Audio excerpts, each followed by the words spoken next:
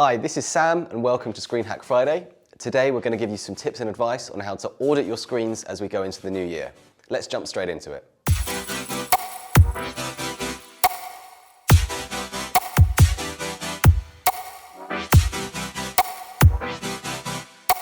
Over Christmas and New Year, some of your screens may have been powered off. So a great place to start is with an audit. Have a little walk around your area, check your screens are powered on, connected to the Wi-Fi and working as you want them to. While you've been enjoying some much needed R&R, there might have been some updates to the ScreenCloud player that you need to install. Simply go to the relevant app store on your device or on the website, download and install them to make sure you're getting the best performance from your ScreenCloud player. Were there any leaving parties last year? If so, check your ScreenCloud users and permissions to make sure there's no lurking admins who have left your organization. You might also want to check out the organization of your users to make sure that everyone is managing the screens that are relevant to them.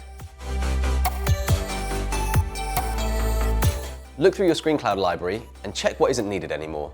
Maybe you have seasonal promotions that are out of date or notifications that are no longer relevant. This is a great time to be thinking about adding some new content. Get different teams involved for a brainstorming meeting and get their ideas involved in content creation. This is an excellent way to make sure when people come back to the office, they're engaging with the screens because there's something new for them to see. You'll probably want to check out your screen preview as well and give your content the once over to make sure it still looks really great on your screens. Auditing your screens at the beginning of the year is a great way to fight that set and forget mentality and make sure your screens are filled with fresh, relevant and interesting content. That's it for today. Be sure to subscribe for further episodes of Screen Hack Friday. Thank you for watching, have a very happy new year and all the best for a great 2020 ahead.